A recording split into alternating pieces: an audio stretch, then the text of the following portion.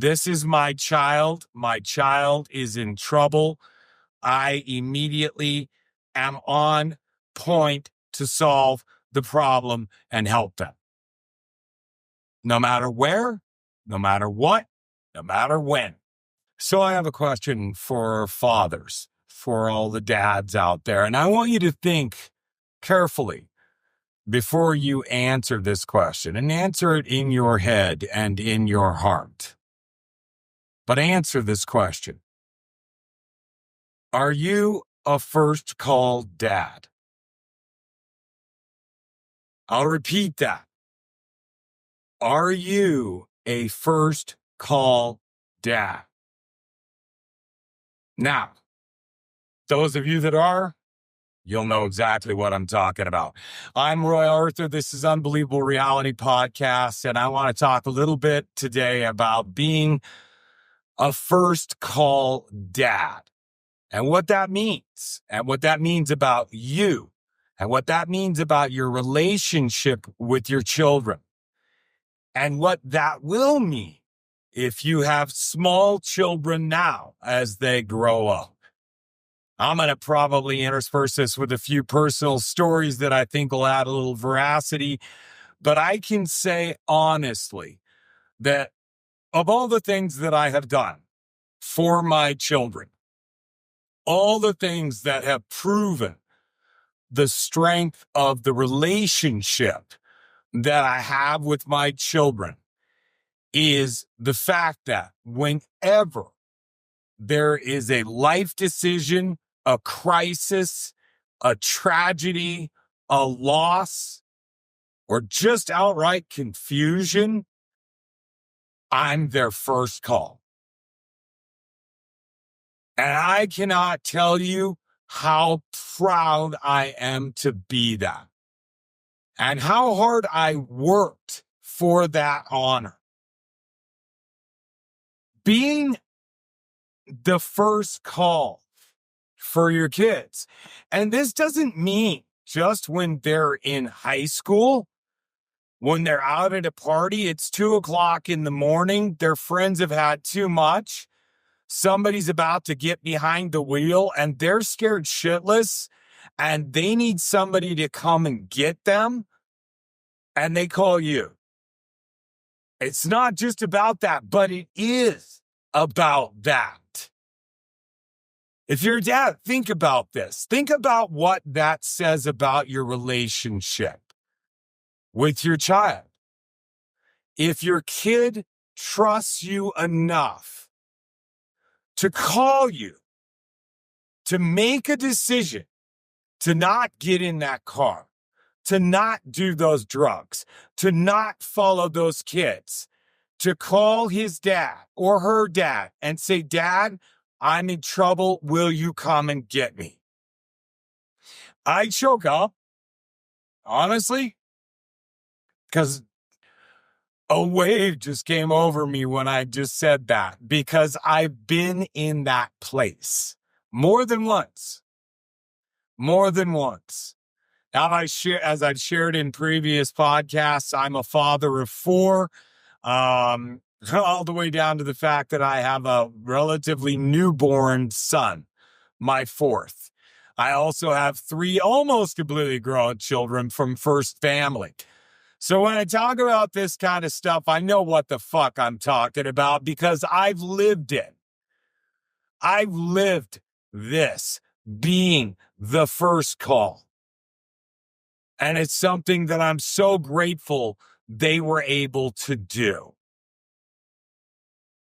Because if your kid trusts you enough to know Dad's going to be upset, Dad's going to be mad, Dad might chew my ass, but Dad's coming, no matter what. And if they trust enough to know that you're not too fucked up, that you're not somewhere you shouldn't be, that you go to bed at night with the phone next to you whenever they're not home, think about the responsibility of that for you, for me as a father. Being a first call dad goes beyond just those years. As I've said, I've got a daughter that's 28 years old and she lives in Europe. She's been there for a decade. I only get to see her twice a year. That's about to change because I'm about to relocate and we're going to be a little bit closer. Should be a little easier for us to spend some time together. But here's a story for you about being a first call dad that this literally just happened a couple of months ago. And it really just reinforced a lot of things for me. I've got some other stories about being a first call dad too that I'm going to share. But this one really fucking shook me because my daughter is an adult living on her own in Europe. So she's at a wedding with some friends. They're playing some sort of game about what would your parents do if. The scenario was, what would your parent do if you killed somebody? My daughter tells her friends, my dad would immediately be trying to figure out what to do to help me without judgment. And they were all like, no fucking way. Your dad wouldn't be like that. Your dad would be horrified. Your dad would freak out. Your dad would be like, what have you done? She's like, you want it back? And I said, yeah. So she calls me at 11 o'clock at night. Now, she's in Europe. Disregard that phone call. It's not important. She's in Europe. So this is like 7 o'clock in the morning, her time or whatever. It's late as fuck. So I immediately panic. And she comes on the phone. My daughter's a bit of an actress. And she's like, Dad, oh my God, I hit my friend in the head with a frying pan and he's out cold on the floor and I don't know what to do. And she's selling this. I mean, she is selling this 100%. I am buying. My first question to her was, is he still breathing? And she's like, yeah, he's still breathing. And then my second question was, well, where did you hit it? And then she just started laughing and told me, Dad, this is just a joke. And then she turns around and I can hear her telling her friends, see, I told you. And I was like, I guess I passed some sort of test, but at the same time, I knew that she knew that that would be exactly how I would react. Not, what have you done? What the fuck is wrong with you? How could you? No. This is my child. My child is in trouble. I immediately am on point to solve the problem and help them. No matter where, no matter what, no matter when. And these are situations that we're going to face as parents. Fatherhood is, in my mind, is a dying art form. I don't know about you, but I've shared in previous podcasts how my dad was absent. My dad booked when I was 5, showed up sporadically, and really just used his children as trophies so he could show people that he'd have prodigy and look at what a great dad I am, et cetera, et cetera. It was all just an illusion. But I never had anybody to mentor me in this role. I never had anybody to teach me in this role. I never had anybody to guide me. So I've made this up through what I always thought I would imagine a good father would do. I am the father that I imagined I would want if I could choose my own dad. That does not mean that I don't come with flaws, warts, scars, and I don't make mistakes. I do all the fucking time. I'm in recovery. My children grew up with a father that was struggling with alcoholism throughout their entire lives, who was sober and then not sober, and sober and then not sober. The lesson they learned from all of that is that I never quit. I never gave up. I never said I'm never going to get better. I just said, I'm so sorry. I'm so sorry. I promise I'm going to try again. And I did. And I did. And I did. And I did. Until finally I found a way. If you're struggling with addiction, DM me. I can help you. I promise I can help you. But back to the story about, are you the first call dad? Another example, I'm coming home from a bow hunt in Colorado many years ago with my youngest son in the truck with me. We've been out in the woods for 5 days doing what I like to euphemistically call elk hiking. Because when you're elk hunting with the bow, mostly what you do is hike. If you're blessed enough, fortunate enough to actually harvest, then you've achieved something quite remarkable. For those of you that aren't hunters, then that has no relevance to you. If you are, you understand what I mean. If you fly fish, you'll also understand what I mean. But anyhow, I'm on my way home. I get a call from my middle son just as I'm getting home. And he says to me, Dad, I got arrested last night and I got a DUI. And the very last thing I told him when I spent every penny that I had to take him to college where he wanted to go out of state and left him with a car to get around was, I only have one rule. Never get behind the wheel if you're drinking. Now, I have my younger in the car seat next to me.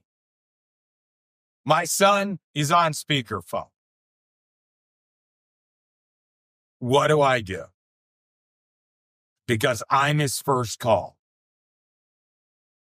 In my mind, I'm enraged. I'm so angry. I'm thinking, how the fuck could you? I told you, if there was one thing you can't do, this is it. And I'm thinking about the repercussions for his life and how this is going to alter everything. And I'm boiling. And I say to my son, I need to call you back. And I hung up the phone because I did need to call him back so I could get control of myself, so I could get right. Because what I understood was that he was suffering. He was scared. He was lost. He was beaten, broken inside, terrified, everything. And the last thing he needed was his dad climbing up his ass, doing the woulda, coulda, shouldas, the how could you, and I told yous, and all of that fucking shit. That's not what he needed. That's later. What he needed right then was me to help him be okay. So I called him back and I said, son, you made a big mistake. And I'm really pissed. And I'm not going to lie about that. I'm pissed. But right now, I don't want you to think about that. I want you to get yourself back to your dorm. I want you to go get something to eat. I want you to calm down. I know you're really upset right now. It's going to be okay. We're going to figure this out. It's going to be hard and it's going to hurt. But we'll be all right. And I promise you, I'll be with you the entire way. And I was. And I am. And I will always be. So when you're asked that question, or when you ask yourself that question, are you a first call dad? Are you a first call friend? Are you a first call husband? Ask yourself that.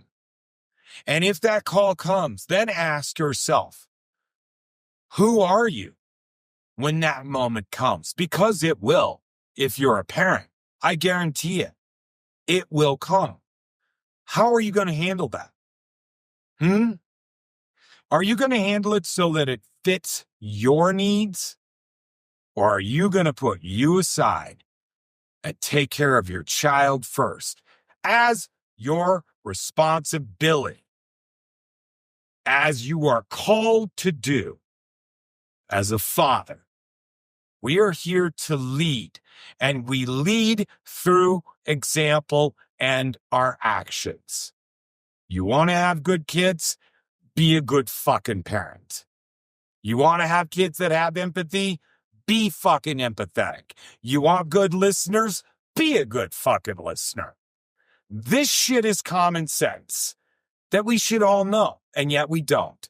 And specifically in this world we live in today, in this time, this generation, where it's become the me first world, we've forgotten how to fucking parent. Kids are accessories. Kids are trophies. Kids are what we live vicariously through. But are we good stewards? Are we good guides? Are we good mentors? Or are we so fucking wrapped up in our own worlds, our own wants, our own needs, our own desires, our own selfishness, to the point where we've abdicated our duties that came to us the minute that little thing was in your hands? If you are incapable of understanding the responsibility of parenthood, if no one ever taught you, stick around, come back, I can help. Because I've learned all of this through living it. It is an honor to be the one they call when the shit goes fucking south. And it's even more of an honor to show the fuck up and to be present and to be loving and to be kind. Yes, there will be time for repercussions and anger, but not when they're wounded, because then you leave a scar that never heals. Think about that the next time you look at your kid. Think about that the next time the phone rings. Think about that the next time your friend gives you a call. Think about that when you think about you. Anyway, I'm Roy Arthur, and this is my unbelievable reality, and I live it every day. And you want to know something? I'm good with it.